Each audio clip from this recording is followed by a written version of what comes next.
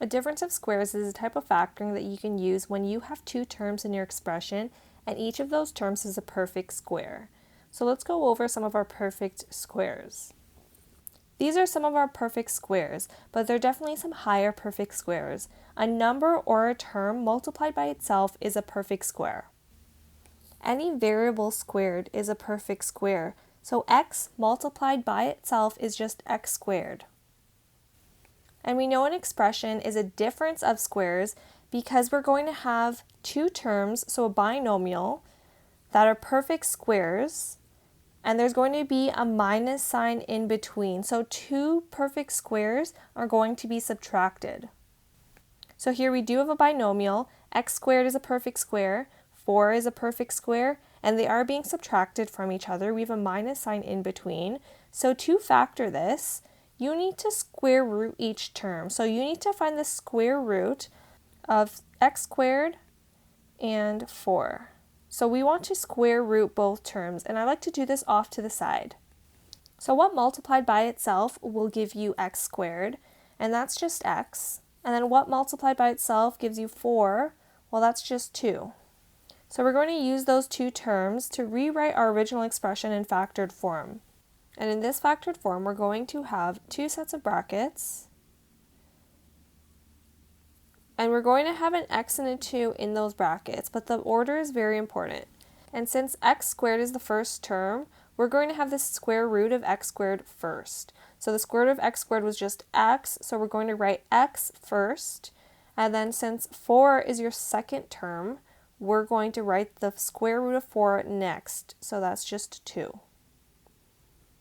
And in one bracket, we're going to have x plus 2. In the other bracket, we're going to have x minus 2. So each bracket is going to have the exact same terms. They both have an x and they both have a 2. And in one, they're being added together. In the other, they're being subtracted. And again, order is going to be very important. Whichever term comes first, the square root comes first. And whichever term is second, the square root will come second in each bracket. And what if we wanted to check our work? Our factored expression is just x plus 2 times x minus 2, and we need to distribute this. So we're using FOIL. We multiply our first two terms, and then our outside terms, x times negative 2, which is just negative 2x. Our inside terms, 2 times x is just a positive 2x. And then our last terms in each bracket is 2 times negative 2, and that's minus 4. So we need to collect like terms, and negative 2x plus 2x, well, that's just equal to 0. So we're left with x squared minus 4, which is our original expression. So we don't have a term in the middle here because of this negative 2x plus 2x. Those cancel each other out, which is why in factored form, we have the same two terms in each bracket, but one is being added, one is being subtracted, which allows them to cancel each other out. So let's quickly factor this next question. We have x squared minus 25. It's a binomial because there's two terms. Now the first term, x squared, that is a perfect square. The second term is 25, which is also a perfect square. And in between these two terms, there's a minus sign. So these two perfect squares are being subtracted, which means we have a difference of squares. So to factor a difference of squares, you can do this fairly quickly. So we need the square root of our first term. So the square root of x squared is just x.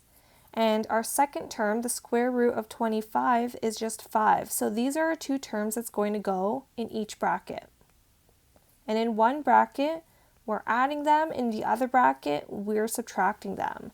And that's it. This is now factored. And here's the next question. Well, is this a perfect square? We have our first term, 9. Is 9 a perfect square? Well, 3 times 3 equals 9, so that's definitely a perfect square. And we already know that x squared is a perfect square. Is there a sign in between? A minus sign? Yes, it is. So it is a difference of squares. So let's use that exact same method. We want to find the square root of our first term, and in this case, our first term is 9, so the square root of 9 is 3. And our second term is x squared, so the square root of x squared is just x. So these are our two terms that go in the bracket and in this order. And in one bracket, we're adding them. In the other bracket, we're subtracting them. And that's it. That's factored. And let's just expand this real quick to show why order actually matters. So 3 times 3 is 9. 3 times negative x is negative 3x. X times 3 is a positive 3x. And x times x, or x times negative x, is minus x squared. These two middle terms, negative 3x plus 3x, they cancel out, so we're just left with 9 minus x squared. And as you can see, order definitely matters because we got the original expression when we expanded. Here's the last question, and it might look a little bit challenging, but let's check if it's a difference of squares. We have two terms.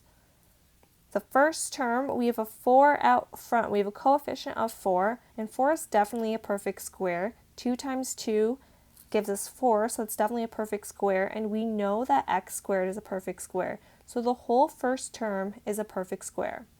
81, well, 9 times 9 is a perfect square, and we have a minus sign in between, so this is definitely a difference of two perfect squares. So we need to find the square root of the first term. And the square root of 4x squared, well, the square root of 4 is 2, square root of x squared is just x. So that's the square root of 4x squared, it's just 2x. And the square root of 81 is just 9, so that's our second term in our brackets. One bracket has to be added, the other bracket has to be subtracted. And there you go, that's factored. And just to note, it doesn't matter if you do your subtraction first and your addition second, you just need both terms in the same brackets. And one bracket has a plus sign in between, and the other bracket has a minus sign in between your two terms.